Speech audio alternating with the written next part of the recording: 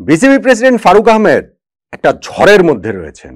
সেই ঝড়ের তোরে কখনো তিনি নিজে উড়ে যাচ্ছেন, কখনো অন্যকে উড়িয়ে দিচ্ছেন।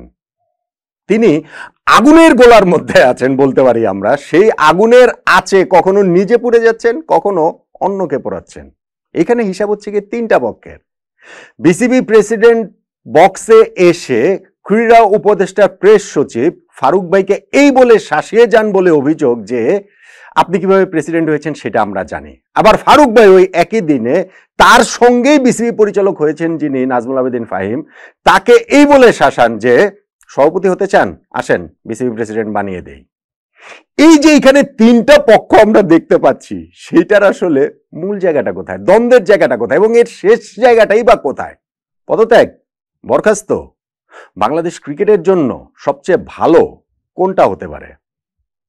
দেখুন, ঘটনাটা বিপিএল এর উদ্বোধনী দিনের ওই বিসিবি প্রেসিডেন্ট বক্সে ঘটেছে, যেখানে প্রথম দিনে বিপিএল এর নানান অব্যবস্থাপনা ছিল, টিকিট নিয়ে একটা তুমুল অব্যবস্থাপনা ছিল, তার উপরে এবারে বিপিএল কে যে নতুনভাবে সাজানো হবে সেই জন্য যেসব কমিটমেন্টগুলো ছিল সেই কমিটমেন্টের জায়গাগুলো প্রথম দিনে অনেকাংশে বিসিবি করতে ব্যর্থ হয়েছে, এবং যেটা নিয়ে স্বয়ং ফারুক আহমেদও বিসিবি প্রেসিডেন্ট তিনি খুবই বিরক্ত ছিলেন। কিন্তু সেই বিরক্ত থাকাটা, তার বিরক্ত থাকা, তিনি সেই জিনিসটা করতে পারেননি।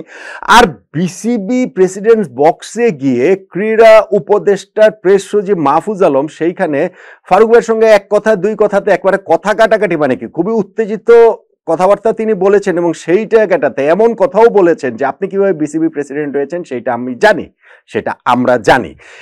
এখন এইটা হচ্ছে কি কিভাবে প্রেসিডেন্ট হয়েছেন আমি তো ভাই জানি না, আমি আসলে জানতে চাই। আমি যতটুকু জানি যে তাকে ক্রীড়া মন্ত্রণালয় থেকে ওই যে এনএসসি কোটাতে তিনি হচ্ছে গিয়ে কাউন্সিলর হয়েছেন, তারপরে তিনি প্রেসিডেন্ট নির্বাচিত হয়েছেন। কিন্তু এখন মাহফুজ আলম যেই কথা বলেছেন বলে অভিযোগ, সেই জায়গাটাতে তো অন্য কোনো কিছুর গন্ধ পাওয়া যাচ্ছে। সেটা কি, সেটা তো আসলে জানতে চাই আমরা, সেটাতে জানার কথা না। বিসিবি প্রেসিডেন্টের পদটা কিন্তু এটা ভাই যাচ্ছে তাই পদ না, এটা কিন্তু চারটিখানি ব্যাপার না। আর ফারুক আহমেদ শুধু বিসিবি প্রেসিডেন্ট না, তিনি বাংলাদেশ ক্রিকেট দলের সাবেক অধিনায়ক, সাবেক একজন ক্রিকেটার।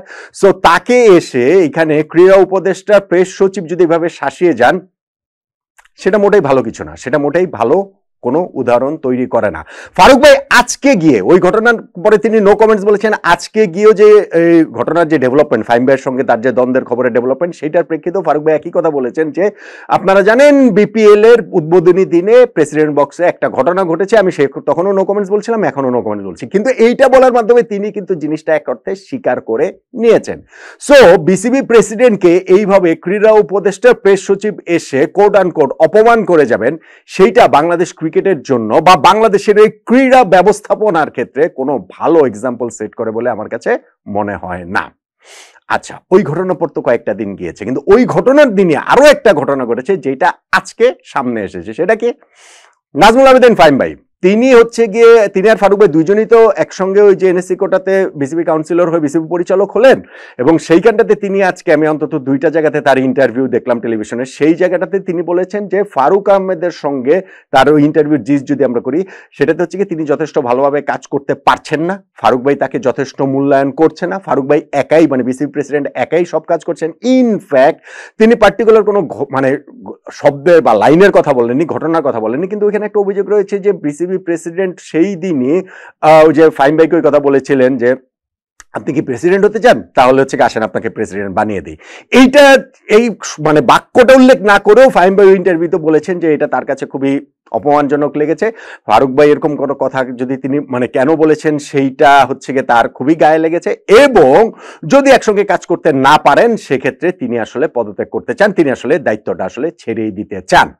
ফারুক ভাই আজকে সিলেটে গিয়েছেন, এই আমাদের বিপিএল এর পরের ফেজটা তো সিলেটে, সেইখানে গিয়ে তিনি মিডিয়ার সঙ্গে কথা বলেছেন, এবং সেখানে তিনি বলেছেন যে ফাহিম ভাইয়ের সঙ্গে তার কথাবার্তাও হয়েছে, তিনি এই জিনিসটা আসলে মানে এই প্রবলেমটা সলভ হয়ে গিয়েছে, এবং সেইখানটাতে তিনি বলেছেন যে একসঙ্গে কাজ করতে গেলে তো অনেক কিছু হয়, এইটাতে হচ্ছে গিয়ে মতের অমিল হতেই পারে, এইটাতে তিনি দোষের কিছু দেখেন না, কিন্তু জিনিসটা যদি মিডিয়াতে চলে আসে সেই জায়গাটাতে তিনি দোষের জায়গাটা দেখেন। ফাহিম ভাই একটা ইন্টারভিউতে এইটাও ইনফ্যাক্ট বলেছেন যে বিসিবি যে কমিটিগুলো এখন পর্যন্ত গত 4 মাস 4.5 মাস দায়িত্ব নিয়েছে, এখনো যে কমিটিগুলো পুনর্বন্টন করা হয়নি স্ট্যান্ডিং কমিটিগুলা, এবং সেইখানটার ক্রিকেট অপারেশনস কমিটি, যেটা জাতীয় ক্রিকেট দলের দেখভাল করার মূল দায়িত্বটা যাদের, সেই কমিটির দায়িত্বটা যে তিনি নিতে চান এবং না নিলে যে তিনি আসলে খুবই হার্ড হবেন, সেইটা ক্রীড়া উপদেষ্টাকে ফাহিম ভাই নিজেই বলেছেন বলে আজকের ইন্টারভিউতে তিনি বলেছেন। এখন এই যে পুরো ঘটনাটা যদি আমরা একটু দেখি, তাহলে এই জিনিসটাতে আমরা কি দেখতে পাবো? আমি বলছিলাম যে এটা হচ্ছে কি, এটা ক্ষমতার একটা দ্বন্দ্ব হিসাবে কি আমরা দেখতে পারি, এটাকে আমরা একটা পাওয়ার স্ট্রাগল হিসাবে দেখতে পারি। দেখুন, ফারুক ভাইয়ের এই যে প্রথম দিনের যে এটা ক্রীড়া উপদেষ্টা প্রেস সচিবের সঙ্গে তাকে যে শাসিয়ে গিয়েছেন সেই কথাটা তো বললাম। এখন ফাহিম ভাইয়ের সঙ্গে তার যে জিনিসটা এই জায়গাটাতে হয়েছে, সেইখানটাতে নিয়েও আমার আসলে প্রশ্নের জায়গা রয়েছে। ফারুক ভাই কি সত্যি সত্যি যদি ওরকম কোনো কথা বলে থাকেন, ফাহিম ভাইয়ের ইন্টারভিউর ইন্টারপ্রিটেশনে মনে হচ্ছে যে ফারুক ভাই ওরকম কথা বলেছেন যে আপনি কি বিসিবি প্রেসিডেন্ট হতে চান, আসেন আপনাকে বসিয়ে দিই। এবং এইখানটাতে আরো অনেক লোক ছিল, ফাহিম ভাই বলছিলেন যে এখানে বাইরের আরো বিসিবি ডিরেক্টরও ছিলেন, অন্যান্য লোকটকও ছিলেন, ক্রীড়া মন্ত্রণালয়ের লোক ছিলেন। সেইটা আসলে খুব ভালো কিছু বলে এইটাও আমার কাছে মনে হয় না। দেন এগেইন আপনি যদি আবার হিসাব করে দেখেন যে এই যে দ্বন্দ্বের যে জায়গাগুলো কোথায়, যে কমিটিগুলো ভাগ করা হচ্ছে না, এই জায়গাটাতে ফারুক ভাইরা তো চেয়েছিলেন যে আগের ক্রিকেট বোর্ড প্রায় পুরোটাই ভেঙে দিয়ে নতুন করে নির্বাচন করে নতুন করে পুরো বোর্ড তৈরি করতে। সেটা তো করতে পারেননি, সেটা তো আজকেও ফারুক ভাই বলেছেন সেটা করাটা সম্ভব হয়নি। সেটা ওই বিসিবির গঠনতন্ত্রের কারণে, ওই যে কি বলেছিল, জেলা ক্রীড়া সংস্থাগুলো যেহেতু ডিজলভ করা হয়েছে, ভেঙে টেকে দেওয়া হয়েছে, সবকিছু মিলিয়ে। তাহলে এইখানটাতে এই যে এতগুলো কমিটি বিসিবির, সেই যে ভাগ করে দেওয়ার ব্যাপারটা, সেটা করতে না পারাটা বিসিবির একটা ব্যর্থতা, অবশ্যই সেটা একটা ব্যর্থতা। কিন্তু আবার বিপিএল এর ফাহিম ভাই হচ্ছে গিয়ে বিপিএল এর মেম্বার সেক্রেটারি, তিনি হচ্ছে গিয়ে ওই কমিটিটার গভর্নিং কাউন্সিলের ওই জায়গাটাতে তিনি অনেক কিছু জানেন না বলে তিনি অভিযোগ করেছেন। সেই অভিযোগ সত্যি হলেও তো এটা আসলে একটা খুব ভালো কিছু নয়, যদিও ফারুক ভাই সেটা টু সাম এক্সটেন্ট ডিনাই করেছেন যে বিষয়টা ওই রকম নয়। ক্রিকপস নিয়ে যেই কথাটা বলেছেন ওইটা আমি আসলে ঠিক ক্লিয়ার না। ফাহিম ভাই যেটা বলেছেন যে জুলাই গণ অভ্যুত্থানের মধ্য থেকে যে দুইজন বোর্ডে এসেছেন, সেই দুইজনই সবচেয়ে বেশি, তার কথার ইন্টারপ্রিটেশন এরকম, ডিজার্ভ করেন হচ্ছে গিয়ে ক্রিকপসের। আর ফারুক ভাই যেহেতু ক্রিকেট বোর্ডের প্রেসিডেন্ট, সো তিনি ছাড়া, মানে ফাহিম ভাই ছাড়া এই জায়গাটাতে আসলে বিকল্পের জায়গাটা মানে কোনো নেই। ভাই সেই ক্ষেত্রে তো তাহলে এই দুইজনকে সকল কমিটির দায়িত্বটা দিতে হবে, অথবা পুরো বিসিবি ভেঙে দিতে হবে, নো ম্যাটার হোয়াট, যেভাবে হোক ভেঙে দিতে হবে। শুধু যদি ওই জুলাই গণ অভ্যুত্থানের স্পিরিটের কথা যদি বলা হয়, তাহলে ক্রিকেট অফস্টাই কি কারণে, এইটাই সবচেয়ে খুবই গুরুত্বপূর্ণ। কিন্তু এইটাই হচ্ছে কি হতে হবে, এবং সেটা না হলে খুবই হার্ড হবো, এটা আমার কাছে ঠিক বোধগম্য না। এই জিনিসটা আমি আসলে ঠিক ক্লিয়ার বলে আমার কাছে মনে হয় না। এখন ফারুক ভাই এবং ফাহিম ভাইয়ের যে দ্বন্দ্বের যে জায়গাটা, দুইজন একই সঙ্গে বিসিবিতে এসেছেন, সেই দ্বন্দ্বের জায়গার সূত্র ধরে কি জিনিসটা এরকম হতে পারে যে ফারুক ভাইকে দায়িত্ব থেকে সরিয়ে দেওয়া হবে?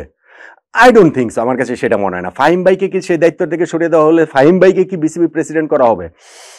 আমার কাছে ওইটাও আসলে মনে হয় না। মানে যদি ফারুক ভাই যদি দায়িত্ব থেকে না সরেন, তাহলে তার সেই প্রেসিডেন্ট বানানোর সেই সুযোগের জায়গাটা নেই, না সরেন বা না সরে দেওয়া হয়। আর ফাহিম ভাই পদত্যাগ করলে সেটাই কি সমাধান? তিনি বলছেন যে আমি বাইরে থেকে আসলে আরো বেশি করে অবদান রাখতে পারবো, এখানে যদি আমার প্রয়োজন না হয়, আমার কথা যদি সেভাবে শোনা না হয়।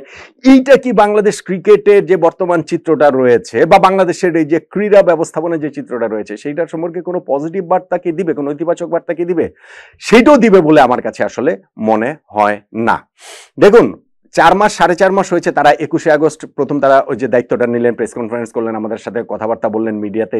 এই সময়টা আসলে খুব দীর্ঘ সময় সেটা না, এবং সেইখানটাতে আমার কাছে ওই যে ফারুক ভাইয়ের ওই কথাটাকে ওইখানে ধর্তব্যের মধ্যে রাখতে হবে যে নিজেদের মধ্যে মতের অমিল তো হতে পারে, সেইটাতে তিনি দোষের কিছু দেখছেন না। কিন্তু যদি এরকম হয় কথাগুলো মিডিয়াতে চলে আসে, সেইটা দোষের।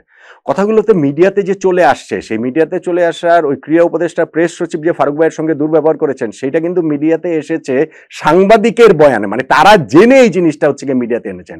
আর ফাহিম ভাই আর ফারুক ভাইয়ের যে দ্বন্দ্বটা, সেটা তো ফাহিম ভাই নিজে মিডিয়াতে বলছেন। সো এই জায়গাটা তো ফাহিম ভাই এবং ফারুক ভাইয়ের দ্বন্দ্বটা কিন্তু আরো বেশি করে স্পষ্ট, আরো বেশি করে প্রকাশ্য। আমার কাছে মনে হয় না যে এখানে ফাহিম ভাই কিংবা ফারুক ভাই কেউ পদত্যাগ করবেন, কিংবা একজনের দায়িত্ব আরেকজন নেবেন, বা দায়িত্বের এখানে সোয়াপ হবে, কোনো এরকম কোনো কিছু হবে বলে আমার কাছে সেটা মনে হয় না। বরং তারা যদি তাদের এই দ্বন্দ্বটা মিটিয়ে ফেলতে পারেন, সেটাই বাংলাদেশ ক্রিকেটের জন্য ভালো হবে। সেটা যদি না হয়, তাহলে যদি সেটা করতে না পারেন, এবং ক্রীড়া মন্ত্রণালয়কে অবশ্যই ক্ষেত্রে ইনভলভ থেকে ক্রীড়া উপদেষ্টাকেও সেই জিনিসটাকে সলভ করতে হবে। যদি সলভ না করতে পারেন, তাহলে গিয়ে যেটা হবে, ওই যে আপনি কিভাবে প্রেসিডেন্ট হয়েছেন সেটা আমরা জানি, কিংবা প্রেসিডেন্ট হতে চান, আসেন বানিয়ে দেই, এরকম কথাবার্তা ভবিষ্যতেও আমাদেরকে দেখতে হবে, শুনতে হবে।